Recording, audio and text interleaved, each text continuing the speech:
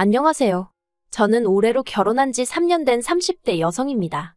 이렇게 사연을 쓰게 된 건 저희 가족에게 집착하는 어머님 때문이에요. 어디 가서도 해본 적 없는 이야기라 어디서부터 어떻게 시작해야 할지 모르겠지만 두서가 없더라도 한번 들어주세요. 남편과는 같은 직장을 다니다 연애를 시작했어요. 2년 정도의 만남 끝에 결혼을 결심했고요. 홀어머니의 외동아들이라는 사실이 마음에 걸리긴 했지만 그동안 제 눈으로 지켜본 남편은 매사에 책임감이 있고 진지한 사람이었거든요. 그래서 남편의 됨됨이만 보고 결혼을 결심했네요. 연애 당시 남편은 서울에서 혼자 자취 생활을 하고 있었고 결혼 후에는 저와 함께 독립된 가정을 꾸렸습니다.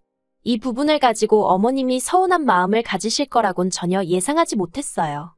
그도 그럴 것이 이제껏 따로 살던 남편이 저랑 결혼한다고 해서 어머님이랑 같이 살아야 한다? 제 입장에선 말도 안 되는 소리라고 생각했거든요.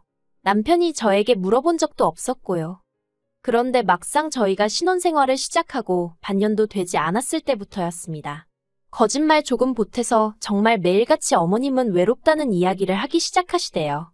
만났을 때는 물론이고 전화 문자로도 쉬지 않고 말이에요. 매번 하시는 말씀이 니들은 둘이라서 좋겠다. 나는 혼자라서 외롭고 심심하고 우울하다였고 이 레파토리를 정말 귀에 딱지가 않게 들었어요.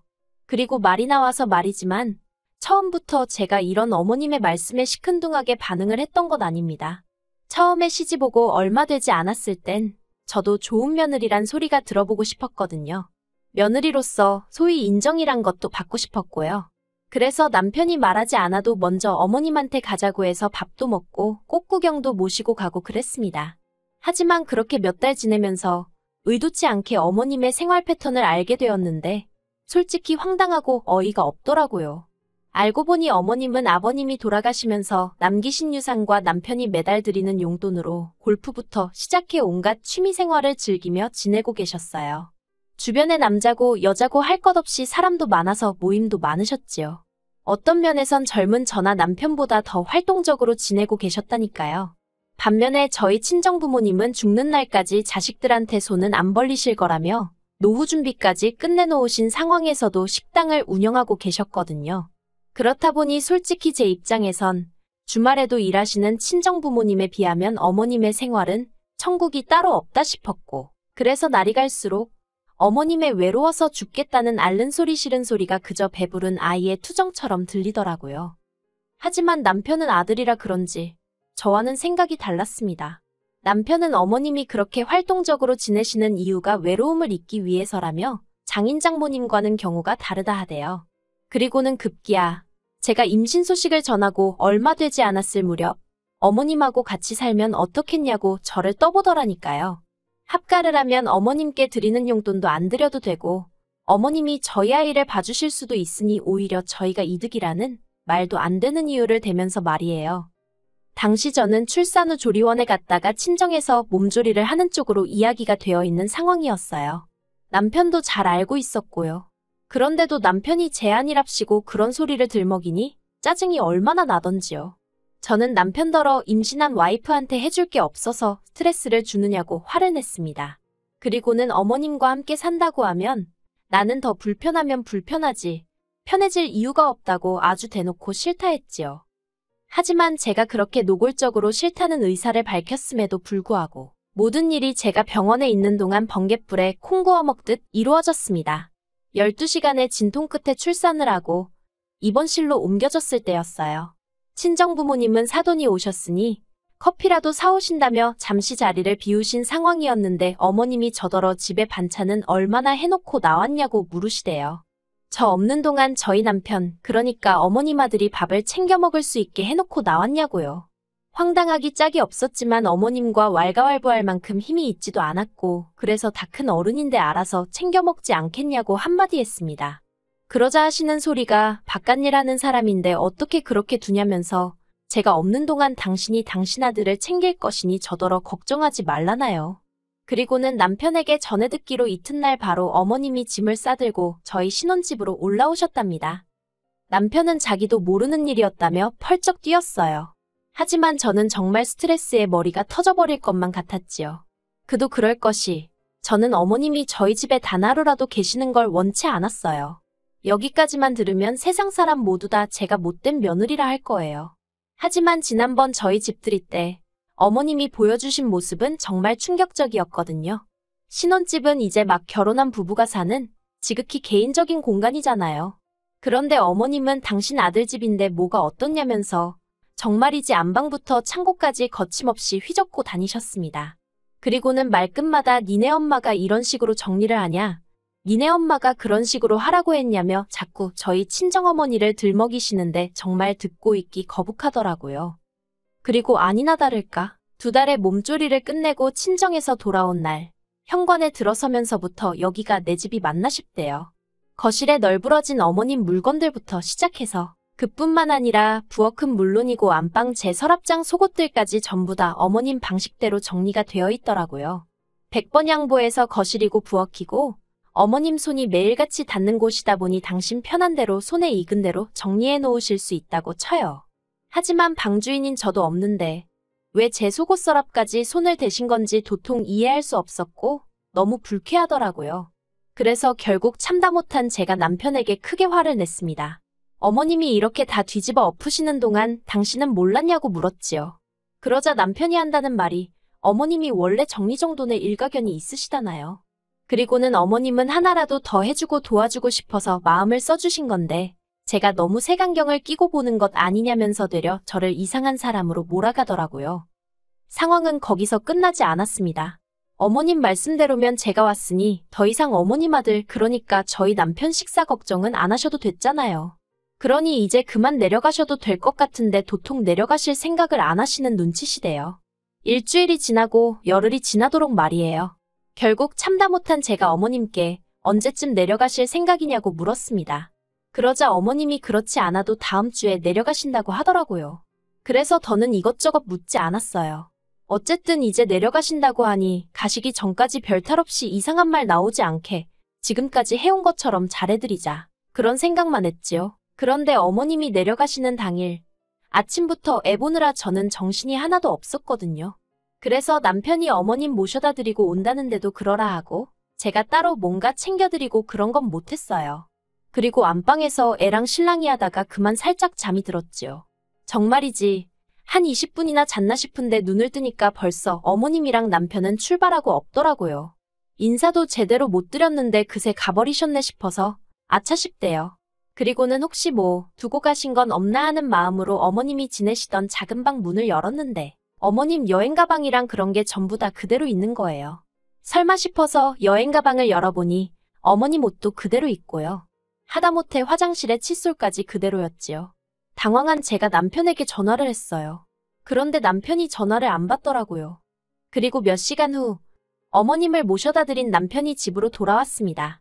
제가 어머님이 왜 짐을 다 두고 가신 거냐고 설마 다시 오시는 거냐 물었네요. 그러자 남편이 우물쭈물하더니 기껏 한다는 소리가 어머님이 계셔서 자기가 너무 좋았대요. 모처럼 어머님이 해주시는 밥 먹고 출근하니까 힘도 솟고 일에 능률이 오르는 것 같았다나요. 그러면서 그러지 말고 저더러 한 1년만 더 같이 살아보잡니다. 저도 곧 회사에 복귀해야 하는데 어머님이 계시면 분명히 도움이 될 거라면서요. 어이가 없어서 절대로 그렇게는 못한다고 했어요. 그런데 남편도 완강하게 버티더라고요. 왜 살아보지도 않고 무조건 싫다고 하냐고. 살다가 정 안 되겠으면 그때 내려가시라 하면 되지 않겠냐대요. 솔직히 잘한 행동은 아니지만 몇 번이고 합가에 대해서는 분명히 제 의견을 밝혀왔는데 시쳇말로 남편이 저를 먼저 개무시했다는 생각에 어찌나 분하던지 정말 남편이 꼴도 보고 싶지 않았습니다. 그래서 그때부터 남편을 철저히 무시하기 시작했네요. 하지만 남편도 남편대로 미안하다 말은 몇 번이고 하면서도 절대로 고집을 꺾지 않더라고요. 그리고 그렇게 감정의 골이 깊어질 대로 깊어지던 시기에 정말로 어머님이 올라오셨습니다. 저더러 마치 보란듯이 짐도 더 바리바리 챙겨서 오셨더라고요. 그 짐을 보고는 소위 눈 돌아간다고 그러지요? 제가 딱 그랬어요. 저도 모르게 어머님 앞에서 한숨을 푹 내쉬고는 도대체 무슨 생각으로 올라오신 거냐고 그랬거든요. 그러자 어머님은 제 말버릇에 놀라신 건지 약간 당황한 표정을 하시더니 이내 제가 남편하고 다 이야기가 된 줄 알았답니다. 그리고는 이미 당신이 전세로 살던 집도 다 정리하시고 오신 거라 달리 돌아갈 곳도 없다고요. 한마디로 배째라는 식으로 나오시는데 정말 어이가 없더라니까요. 하지만 그렇다고 어머님을 계속 문 밖에 세워둘 수도 없는 노릇이었기에 어쩔 수 없이 일단은 집 안으로 들어오시게 했네요. 그리고 이제 와서 말이지만 그때 저는 육아로 지칠 대로 지쳐있던 상황이었어요. 허리는 두말할 것 없고 손목에 발목까지 시큰거리지. 온몸이 부어서 내 몸 같지가 않지. 그리고 무엇보다 잠을 못 자니 미치겠더라고요. 정말 2박 3일 아무도 없는 곳에서 잠만 늘어지게 잡았으면 소원이 없을 지경이었달까요. 그런데 그런 제 앞에서 어머님이 친정어머니보다 더 편하게 해주겠답니다. 남편도 남편대로 미안하다고 이번 한 번만 져달라고 고집을 부리고요. 그래서 결국 제가 못 이긴 척 넘어가지고 말았어요. 아니, 정확히 말하자면 제가 에라 모르겠단 심정으로 남편 말대로 좋은 쪽으로 생각해보기로 한 거지요. 하지만 모전자전이라고 해야 할지 약속은 어디 개나 줘버린 모양이었습니다. 남편과 제가 둘이 살 때는 남편이 아침을 알아서 챙겨 먹고 출근했어요. 저는 원래 안 먹거든요. 그런데 어머님이 애랑 신랑이 하다 간신히 잠든 저를 깨워서는 잠깐만 당신 좀 도와달라 하시더니 무썰어라 파다듬어라. 아침부터 당신 아들 먹을 국 끓이신다고 그 야단법석을 떠시대요. 한 4일째 되던 날 참다 못한 제가 어머님더러 아침 차려주시는 것까지는 뭐라고 안 하겠지만 저를 깨우지는 마시라 했습니다. 도움이 필요하시면 아침 먹을 사람더러 도우라고 하시라고요. 그뿐만이 아니었습니다. 육아도 도와주니 살림도 도와주니 하고 올라오셨던 어머님은 낮에는 스크린 간다, 노래교실 간다 별의별 핑계로 집을 비우셨어요. 저로서도 어머님이 안 계신 게 차라리 낫긴 했지만 문제는 집안일이었습니다. 남편 아침 차려준다는 핑계로 설거지는 산더미만큼 만들어 놓으셨고 빨래도 매일같이 한 짐. 거기다 화장실도 얼마나 지저분하게 쓰시는지 정말 어머님이 오시고 제 생활만 더 고달퍼졌지요. 그래도 솔직히 제가 회사에 복귀를 하면 어머님도 생활을 달리 하실 줄 알았습니다. 그런데 충격적이게도 제가 회사에 복귀하고 이틀째 되던 날이었어요. 어머님이 아이를 봐주신다 하긴 했지만 처음으로 아이랑 떨어져 있다 보니 불안하고 걱정되고 초조하고 그렇더라고요. 하지만 사람들 눈치도 있고 그래서 점심시간이 돼서야 어머님께 전화를 드렸습니다. 신호음이 한참 울리고 나서야 어머님이 전화를 받으셨습니다. 제가 식사는 하셨는지, 애는 어떤지 이런 거 저런 거를 물어보려 하는데 어머님이 정말 작은 목소리로 애가 자서 그런다며 이따 통화하자 그러시는 거예요. 그리고는 뒤로 쿵쾅하는 소리가 나면서 옆에서 누가 끊으라고 하는데 순간 집이 아닌 것 같다는 생각이 딱 들더라고요. 그냥 육감이라고 해야 할지 느낌이 싸했어요. 그래서 상사가 눈치를 줌에도 불구하고 반차를 쓰고 저도 모르게 냅다 집으로 향했습니다. 심장이 어찌나 빨리 뛰던지 당장이라도 터질 것 같았다니까요. 그렇게 집에 도착해서 저는 황당하고도 어처구니 없는 상황을 보게 되었습니다.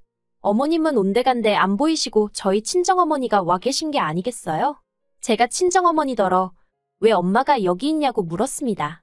그러자 친정어머니가 약간 난처한 표정으로 저희 어머님이 친정어머니께 전화를 드려서는 한 4시간만 애를 좀 봐달라고 하더래요. 저한테는 절대로 말하지 말라면서 그러면 고부간의 갈등이 생긴다나 어쩐다나. 그리고는 갈등 생기면 솔직히 며느리 입장에서 편하겠냐고. 이건 뭐 완전히 협박을 하셨더라고요. 친정어머니 입장에선 제가 직장도 다녀야 되는 상황에서 어머님 미움 사면 좋을 게 없다 싶어가지고 어쩔 수 없이 와서 애를 봐주고 계셨던 거고요. 친정어머니가 절대로 시어머니한테 내색하지 말라면서 전후 사정을 말씀해 주시는데 솔직히 정말 어른이고 뭐고 속에서 천불나고 입에서 욕나가게 생긴 판이었습니다. 그렇게 친정어머니를 가게로 돌려보내고 이 상황을 어떻게 할지 생각에 빠졌습니다. 그리고 얼마 후 현관문 열리는 소리와 함께 어머님이 들어오셨지요. 어머님이 저를 보더니 정말 깜짝 놀라시면서 벌써 왔냐며 말을 얼버무리시는 거예요. 어디 다녀오셨냐니까. 잠깐 집 앞에 볼 일이 있어서 나갔다 왔다며 눈으로는 저희 친정어머니를 찾는 것 같은데 안 보이니까 저한테 묻지는 못하고 한마디로 상황 파악을 하려고 그런 건지 눈알이 정신없이 굴러가더라고요. 제가 친정어머니는 가게로 돌아가셨다고 말하자 어머님이 허둥지둥하셨고 저는 미리 챙겨둔 어머님의 짐가방을 현관으로 내놓으며 나가시라 했습니다.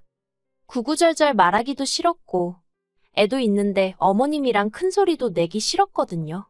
그래서 그냥 나가시라 했어요. 근처 호텔로 가시던지 고향으로 내려가시던지 그건 저도 모르겠고 일단 이 집에는 더는 못 계신다고요.